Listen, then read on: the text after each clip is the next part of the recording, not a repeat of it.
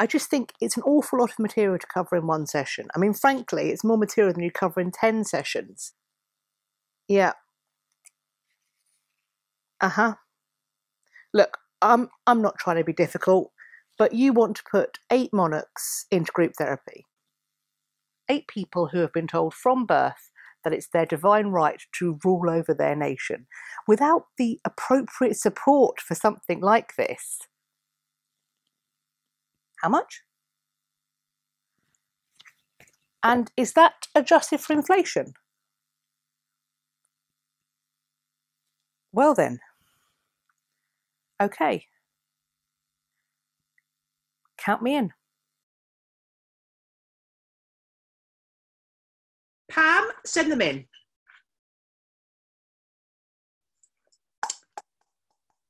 Late.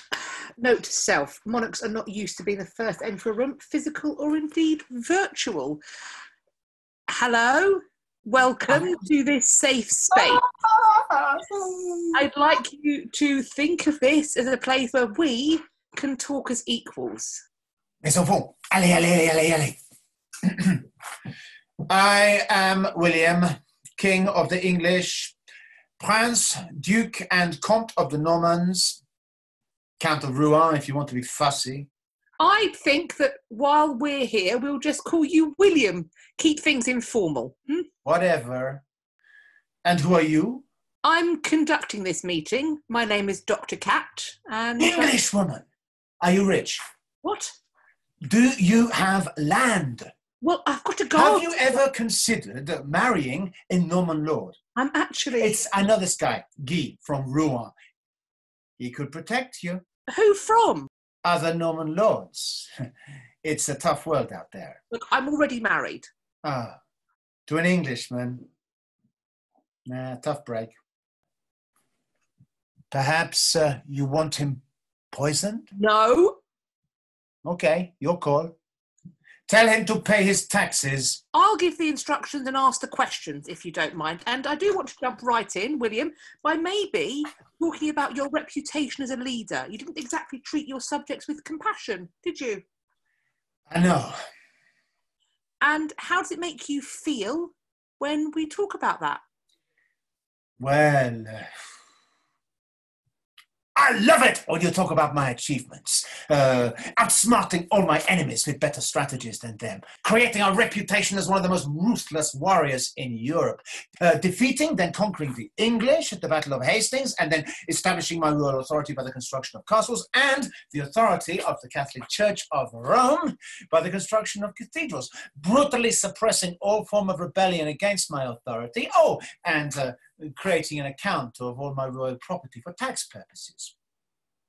All in all, you could say that I created the modern state of England. I literally put England on the map. You're welcome. I don't think there is anybody alive or dead who could undo what a brilliant country I made England. Hello, good afternoon. Could you state your name, please? Hang on, I haven't finished yet. I am John, King of the English, Duke of the Normans, Duke of Aquitaine, Lord of Ireland, son of the great King Henry II, and Daddy's favourite. You may think I wasn't, but you'd be lying. Here's the proof. When my brothers rebelled against my father, he got angry and defeated them. When I rebelled against him, he died. Voila. Englishwoman, who is this fellow?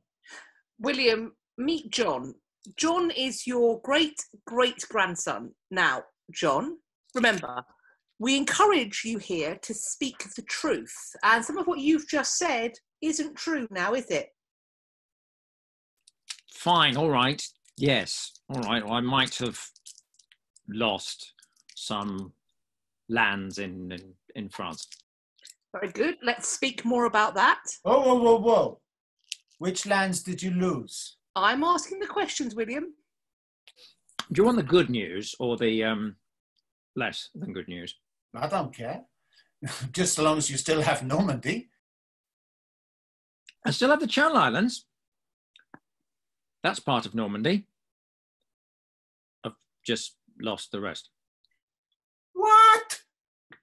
Englishwoman, are you sure that he is of my blood? Look, mate, if you can't control the Normans, you don't stand a chance against the English. Well, actually, John here did something really important to the founding of the future of his country. The Magna Carta.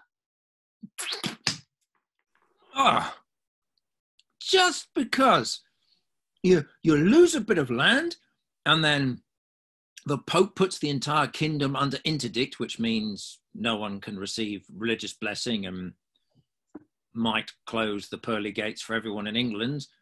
The barons overreact. I mean, why can't they just let me do what I want to do? I'm God's anointed. And here's the best bit. You see, you can't argue with God. That's why I gave England to the Pope to stop his interdict.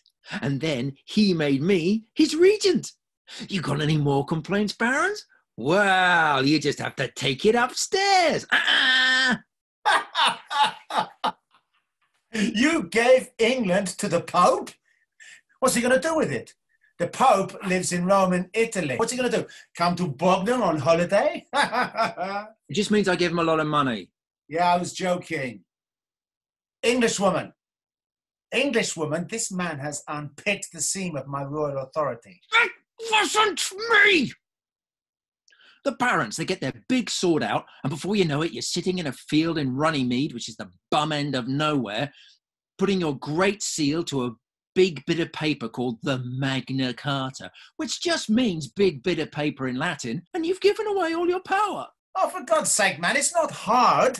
It's all about how you are perceived. It's all about establishing a brand. Let's start with a catchy nickname.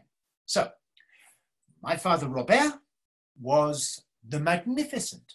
I, Guillaume, am the Conqueror. What's your handle? John Lackland. That's not very good. Sometimes soft sword. You are doomed, loser. Yeah, well, I heard that you had another nickname. What? No, I don't think so. No? No. I heard that you were called William the Bastard. Yeah? Well, at least I never fell so low as to be excommunicated by the Pope. Schoolboy error. Every good king knows to keep the Catholic Church on side whatever happens. Idiot.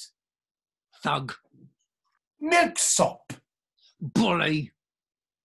Daddy's boy. Cretin. Right, look, now here we've got a return participant from our marriage counselling programme. Introduce yourself. Good day. It is I, Henry, 8th king of that illustrious name, King of England, King of France, Lord of Ireland. Did you say 8th of that name? Blimey, how many Henrys have there been? Well, 8.